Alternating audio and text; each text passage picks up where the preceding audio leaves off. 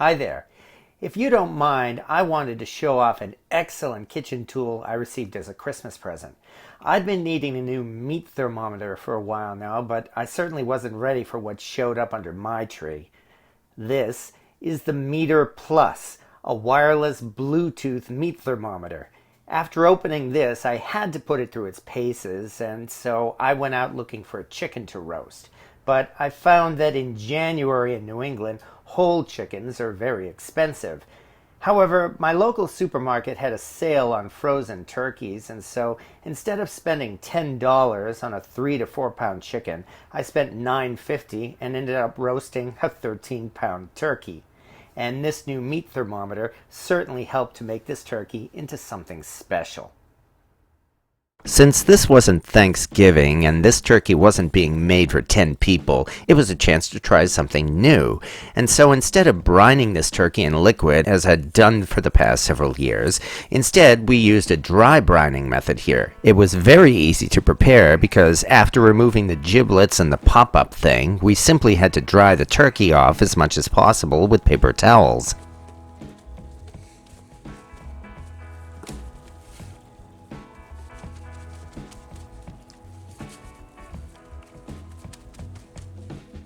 Then generously apply the rub to every bit of the bird as possible, on the top and bottom and also on the inside.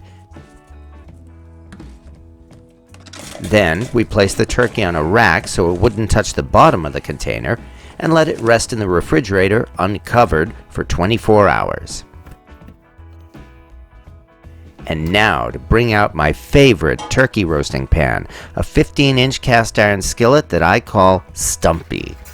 We place the cast iron pan in the oven, dry, and heat the oven and the pan to 450 degrees Fahrenheit. While the oven and the pan is heating up, we prepare an herb butter by mixing softened butter with some very simple spices, namely sage, rosemary, thyme, smoked paprika, and a little more salt. And now to show you what we'll be using to help roast this turkey. And so this is the MEATER Plus.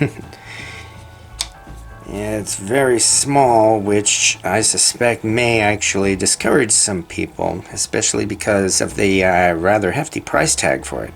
Nonetheless, as soon as I took it out of its case here, this little light here began blinking. It actually detects the battery charge. The green blinking light means that it is fully charged. It's pretty simple. I will just simply need to stick it into the turkey, and then we will connect to it with the app and set the temperature settings. If you look closely, there's this little line here on this probe. They're very, very specific about this. When you insert it into the meat, you must insert it past the probe. I would presume that means everything outside the probe has a heat shield to protect against the heat from the oven, whereas the probe itself, of course, does not have that because, well, it needs to detect the temperature of the meat. And this is what the turkey looks like after sitting uncovered in the fridge. So this is a dry brine turkey. Never done this before. Doesn't look too bad. It's not spoiled because we kept the temperature below 40 degrees Fahrenheit. The skin has definitely dried out on this bird because I found it more difficult to put my hands underneath the skin of the bird than with a wet brine turkey. We rub the butter all over the bird.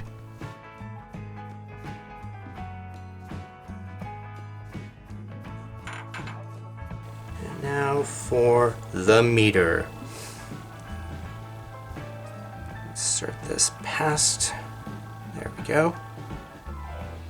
And now it's time to bring out the very hot cast iron pan and place in the turkey.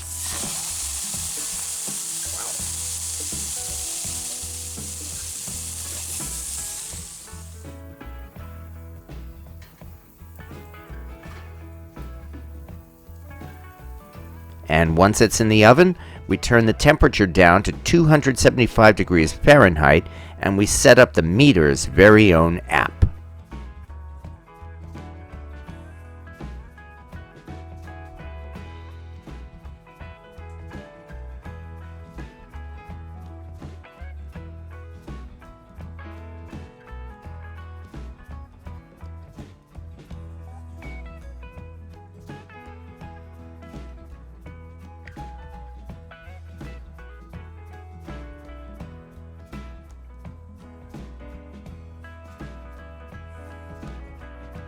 Based upon the app, there was only an hour and 19 minutes before the turkey reached 160 degrees.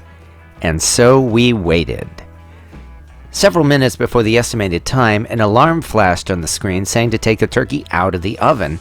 Evidently, the app had even calculated the amount of time it would take for the bird to rest and let carryover cooking take it to the right temperature. And so our turkey came out of the oven. Several minutes later, the app said it had reached the correct temperature and the turkey was ready.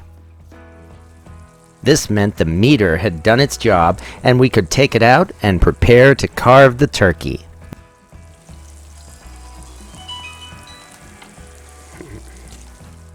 Now it was time to do what we always do with a finished turkey. Cover it with foil and use the turkey drippings to make our gravy. I'll definitely say the dry brine resulted in far less extra pan grease than a wet brine, because a wet brine turkey would usually have a full cup of grease or even more. Here, all we had to do was add a little flour and mix it together over a medium heat to make the roux for our gravy. Then we start adding chicken broth to the mixture a little at a time and whisking vigorously to mix it all together. And as always, it's a matter of bringing it to just the right consistency, and we have our gravy.